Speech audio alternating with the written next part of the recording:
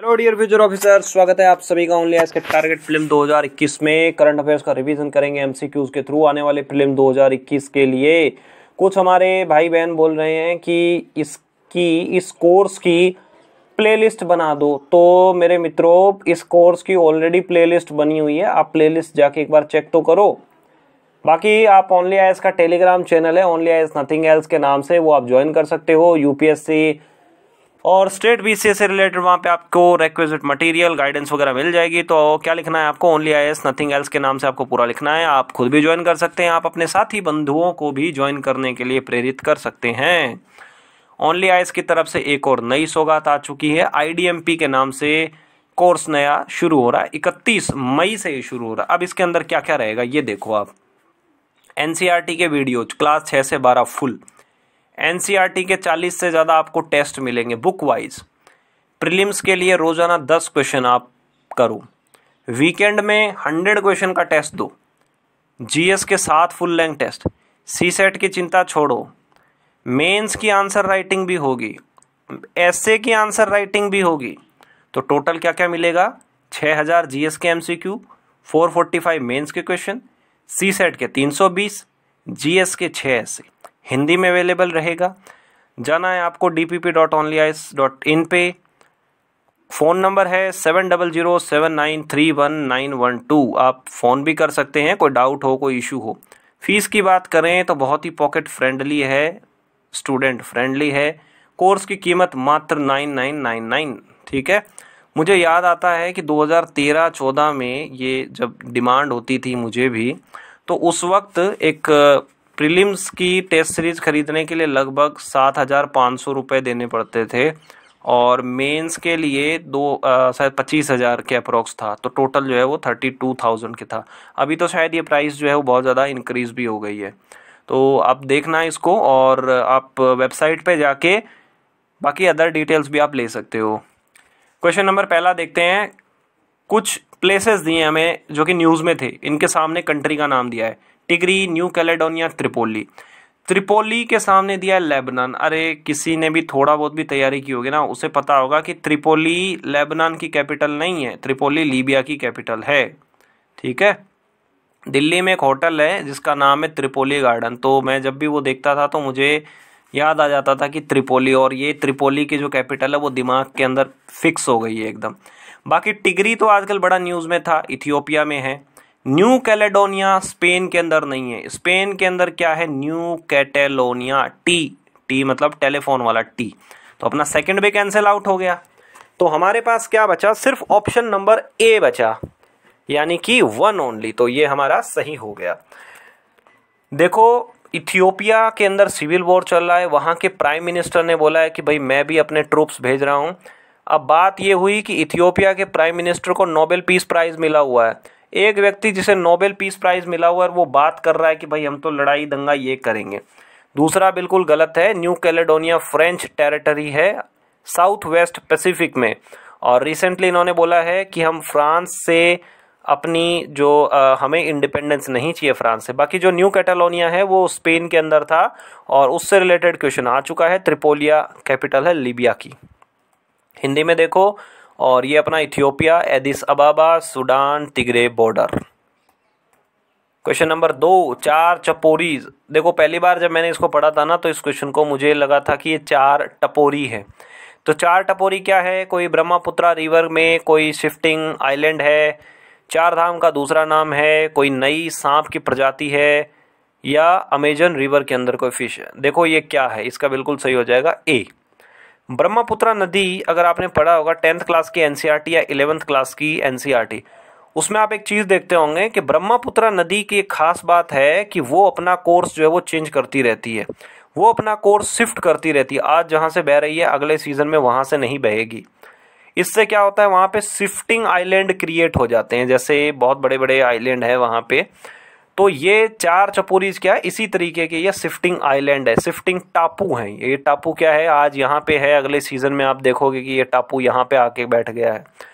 तो यहाँ पे जनरली मुस्लिम रहते हैं जो कि बंगाली ओरिजिन है, बांग्लादेश से हैं, उनको मियाँ के नाम से भी लोकली बोला जाता है। असम में अभी इलेक्शन हुआ तो ये बड़ा मुद्दा था कि भाई कौन असम का इंडिजिनस मुस्लिम है और कौन बाहर से आया है मियाँ है, तो इस तरीके से। तो चार चपोरी के बारे में हिंदी आप यहाँ से देखो। Question number 3, contempt of court. बहुत ज़्यादा ये न्यूज़ में था, 5-6 महीने ये कंटिन्यूसली न्यूज़ में रहा था। देखो पहले में दिया है कि कोई भी कोर्ट कंटेम्प्ट की प्रोसीडिंग शुरू नहीं कर सकता है जब तक अटॉर्नी जनरल की उसे अप्रूवल ना मिल जाए। दूसरा बोला है कि कॉन्स्टिट्यूशन में डायरेक्ट पावर दिया है सुप्रीम कोर्ट को कि भाई अगर कोई सुप्रीम कोर्ट की कंटेम्प्ट करे तो उसे सज़ा सुना दो। पहला गलत है। रीज़न क्या है? प्रशांत भूषण वाला आपने केस देखा होगा, उसमें सुप्रीम कोर्ट के जजेस का बोलना था कि अगर सुप्रीम कोर्ट कोई केस सुओ मोटो लेता है, अपनी मर्जी से पिक करता है, तो ऐसी कंडीशन में एजी की परमिशन रिक्वायर्ड नहीं है।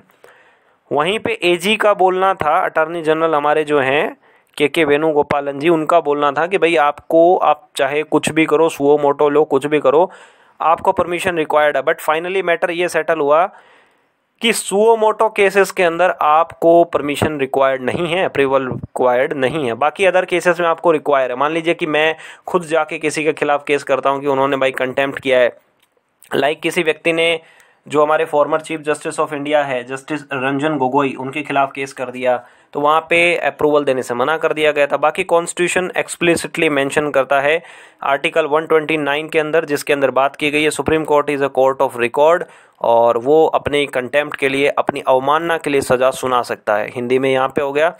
प्राप्ति पोर्टल देखो क्या है, बताना है कि न्यूज़ में था डिस्कॉम, ये सब। हमारे घरों में बिजली कैसे आती है, पैटर्न समझो। सबसे पहले एक कंपनी होती है जो कि बिजली बनाती है, लाइक एनटीपीसी मान लो बिजली बना रही है। एनटीपीसी किसको बेचेगी? खुद तो बेचेगी नहीं अपने घरों में। इसके बाद कुछ ऐसी कंपनियां होती है जो एनटीपीसी से परचेज करती है या किसी भी पावर प्रोड्यूसर कंपनी से परचेज करती है। उसके बाद क्या होगा, ये बिजली हमारे घरों में आएगी, तार जो वायर्स होते हैं उसके थ्रू।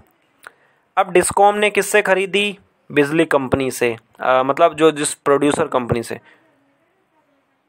उसके बाद क्या है कि ये जो डिस्कॉम कंपनी है हमसे बिजली का बिल लेती है, लेकिन कुछ ऐसे महामूर्ख हैं जो बिजली के तारों की चोरी करते हैं और वो बिजली को ही चोरी कर देते हैं। तो ये डिस्कॉम जो है, डिस्कॉम 2 वर्ड से बना है, डिस्ट्रीब्यूशन कंपनी। इनको जितने पैसे इन्होंने बिजली परचेज करने में लगाए उतने इनको नहीं मिल पाते और ये कई बार घाटे में भी रहते हैं, इस तरीके से। तो देखो प्राप्ति क्या होता है, प्राप्ति को हिंदी है प्राप्ति वर्ड। प्राप्ति का मतलब होता है रिसीप्ट, या हमने रिसीव्ड कर लिया है। हमारी डिस्ट्रीब्यूशन कंपनी कितने घाटे में चल रही है, उसने बिजली प्रोड्यूसर कंपनी को कितना पैसा दिया है, कितना बाकी है, ये सारी चीज़ें हम इस प्राप्ति पोर्टल के थ्रू देख सकते हैं। तो वेबसाइट पे जाना है, प्राप्ति पोर्टल नाम है, payment ratification analysis in power procurement, बहुत बड़ा नाम है, प्राप्ति सिर्फ याद रखो। हिंदी में यहाँ देखो। क्वेश्चन नंबर 5, अटल बीमित व्यक्ति कल्याण योजना। देखो मान लो कि आप कोई प्राइवेट नौकरी में हो, तो होगा क्या कि कई बार मान लो कि नौकरी चली गई तो अनएम्प्लॉयड हो गए, बेरोजगार हो गए, कोई नौकरी है नहीं तो घर खर्चा कैसे चलाएं। ऐसे में क्या होता है कि स्कीम होती है अटल बीमित व्यक्ति कल्याण योजना।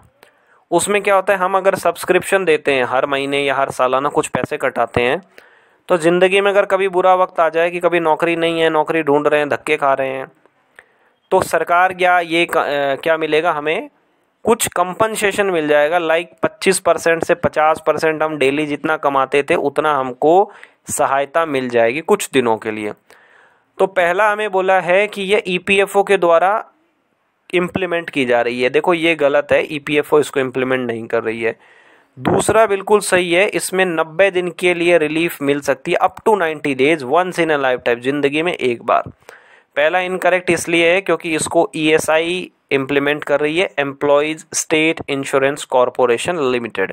दूसरा बिल्कुल सही है, ज़िंदगी में कभी नौकरी चली गई तो भूखा नहीं मरना पड़ेगा, अगर इसमें सब्सक्रिप्शन लिया हुआ है तो थोड़ी बहुत मदद हमारी हो जाएगी। ठीक है, तो ये हमारे जो हैं वो 5 क्वेश्चन थे और इसको आप हिंदी में यहाँ पे भी आप देख सकते हो। ठीक है, तो प्रीवियस जो हमारा था वो था कि प्रधानमंत्री अन्नदाता आय संरक्षण योजना के बारे में हमने देखा था। तो उस प्रधानमंत्री अन्न संरक्षण में क्या होता है, कई बार किसानों को अपनी फसल जो है वो कम दाम पे बेचनी पड़ती है क्योंकि बम्पर पैदावार हो जाती है। ऐसी कंडीशन में सरकार खुद खरीद लेती है ताकि किसानों को डिस्ट्रेस सेल ना हो। तो उस अन्नदाता आय संरक्षण योजना का वो उद्देश्य था। आज आपको बताना है कि अटल बीमा योजना क्या है, ठीक है। तो अटल बीमा योजना का क्या ऑब्जेक्टिव है ये आज आपको बताना है। साथ ही साथ आप अपनी परफॉर्मेंस भी ज़रूर बताइएगा और वीडियो में आप कमेंट करके भी बता सकते हैं इन वीडियो को कैसे हम और ज़्यादा बेटर कर सकते हैं और ज़्यादा इम्प्रूव कर सकते हैं। साथ ही साथ आप इन वीडियोस को अपने साथी बंधुओं के साथ शेयर भी करिएगा ताकि ज़्यादा से ज़्यादा लोग इन सब का फ़ायदा उठा सकें। तो ओनली ऐसे से जुड़े रहने के लिए आपका बहुत बहुत धन्यवाद। आपका दिन मंगलमय हो। Hello dear future officers.